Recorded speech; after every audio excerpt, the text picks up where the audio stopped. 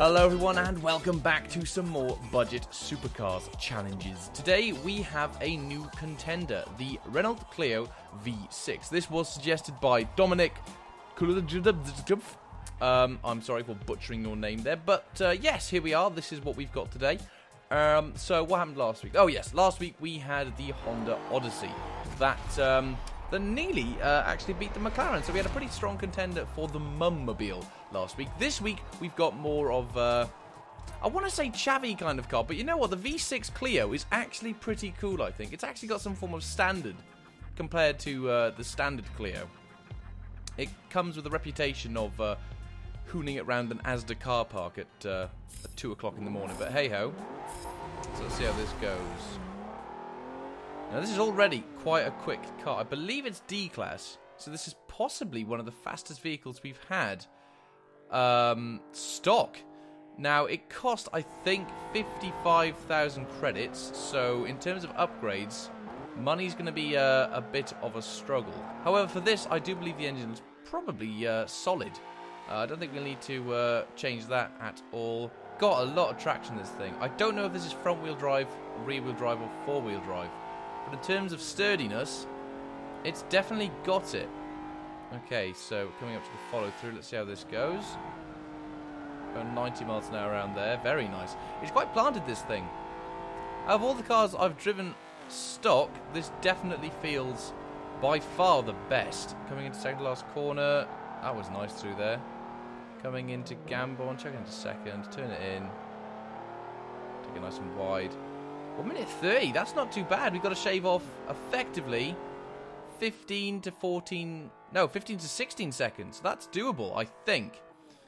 Now, on the last video, there was a comment that I actually replied to saying about having a possible leaderboard for all the stock cars to see how big their upgrade is. I like that idea personally. I'm wondering what you guys may think of that. So, again, leave your comment down below if you would like to see a second leaderboard to just show the time difference that the cars have in terms of the cost for upgrade. I think that makes sense. Okay, we're 2.8 seconds quicker, nearly 3 seconds quicker this lap.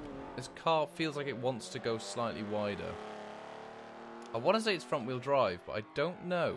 Right, follow through once again. Let's see if we can carry a bit more speed on here this time. Let's try and get that split time to less than 3 seconds.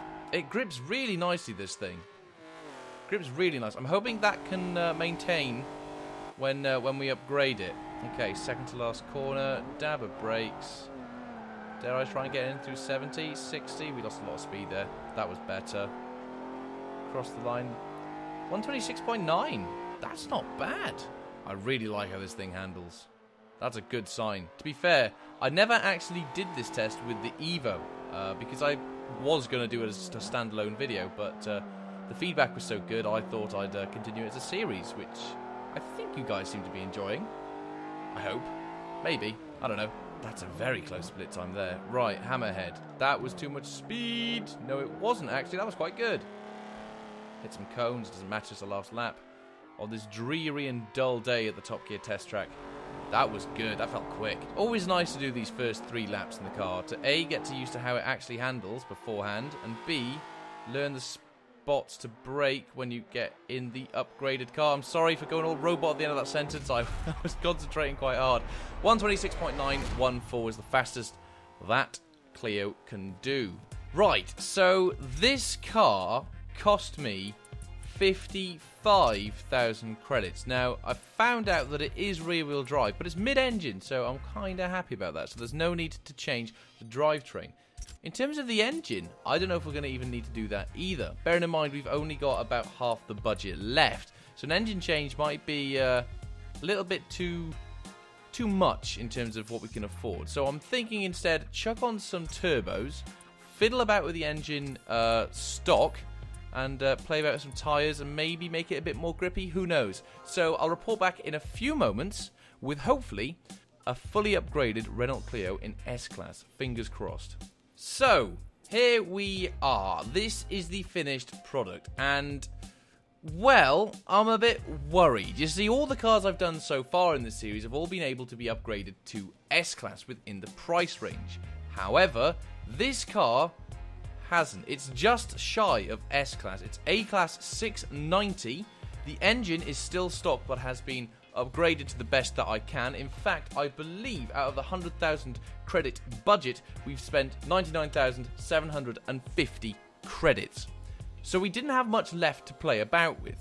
So I've done the usual. I've done wider tyres, so more grip. I've done the aero. I've always aimed for handling around the Top Gear test track, and I think maybe that's where this might be a bit of a give or take, because I focused quite a lot of the money on handling and might not have put enough onto speed. I don't know. I really don't know with this one. I'm just going to hope that it's quick. The car is light and is already quite sporty and agile, so I'm hoping that's going to help in its favour when it comes to trying to beat the McLaren, but at the moment, I'm not too sure. Fingers crossed, really. No idea. Engine sounds a bit more beefy. Please be good. Right, we're off. Now, this is rear-wheel drive, like the Mazda. But it's mid-engine, so that's going to help. That's why I was a bit confused when it came to driving it round initially. I was confused as to whether or not this was front-wheel drive or four-wheel drive, purely because it was so planted. Despite it being A-Class, this thing is nippy. How does it do around Chicago? This car handles so nice. It still handles lovely. It's not lost any of that at all. In fact, I'd argue that it's better. Hammerhead, braking nice and early for the first lap at least. Trying to get a feel for the car. Okay, this is a very, very sturdy car. In terms of sliding, it really does not want to. I just tried poking it there and it just wouldn't flinch. Right. Tyre wall. Right, I need to tidy that up a bit. And this should be second into Gambon. Right, what's our first time that we can get? A 1 minute 20. Now, if I'm correct, that's been done before.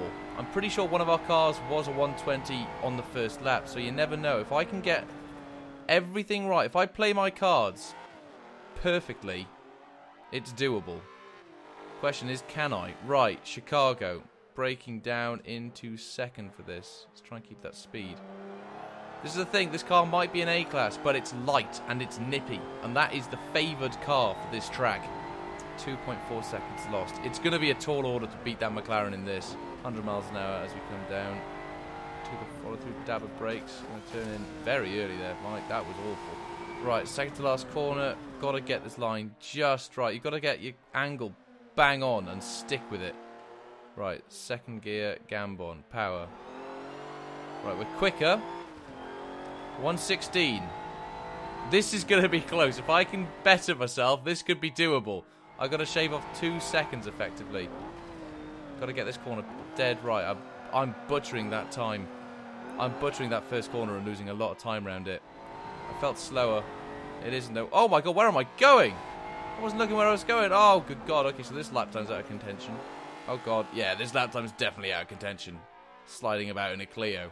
97 seems to be the max speed I dare take it round there. Through the tyre wall. Bit of a wide line there to carry more speed, but it worked. I know this lap time is invalid, but it's nice to try and get a feel for how the car handles. Right. That was a good line round there. That was dead on 70. If I can do that on the next lap, we'd be laughing. Right, okay, here we go. Right. Let's keep this clean, Matthews. First corner, I need to find a braking point and stick to it now. Braking. Braking. That was okay. I braked twice. 3 times maybe. Power down nice and early. Sticking to the inside line there. I think that was the perfect time to execute that bend. I should have lost some time there. It's not enough. It's just not enough. Carrying a lot of speed through there. That felt fast. That felt very fast. How much time have we lost? Half a second. Come on, just pushing that little bit harder. 99 miles an hour. The best I can do around there. Taking it nice and wide for the tyre wall. Have to lift ever so slightly. I wish I didn't have to. Right, let's see if we can gain some time with these last few corners. Braking nice and late. Gonna turn it in. I think I've turned it in too much. Come on, hold it. I think I've lost some time. I don't know. Coming to Gambon.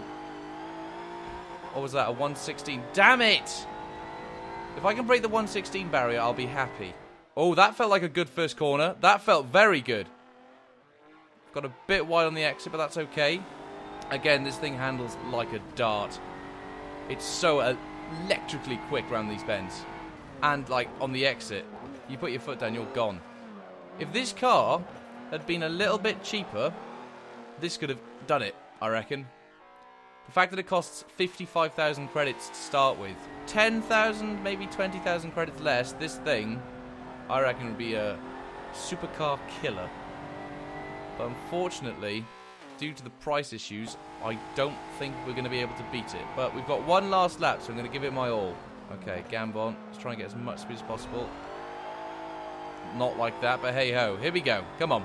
Braking nice and late. That felt good. Carry the speed round. Power down. It feels safe. I've gone wide again. Right, don't bugger up the gears for this corner. Braking later. Turning in. I don't know if I'm turning in too early, but it feels right. Am I quicker? How am I not quicker? That felt so much faster. Right, braking later into Hammerhead. Follow through. There we go. Dab of brakes. Turn it in. 90 miles an hour around there, I saw. Keep it at around 100. Let's try and do this flat. Here we go. No, I've lifted. Could not do that. I could see from a mile off that was impossible. Last few corners. Dab of brakes. Turn it in. Nice and early. Power down. That felt quite quick, actually. Right. Turn it in on second. Power down. I've gone wide on Gambon. A 1:15.977. Well, there we go. The last lap was the quickest, breaking that 16-second barrier.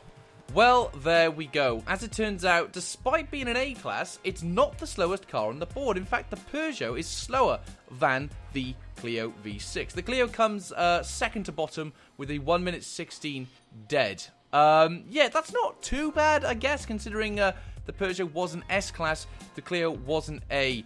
I couldn't see myself doing any better than that final lap time there, but there we go.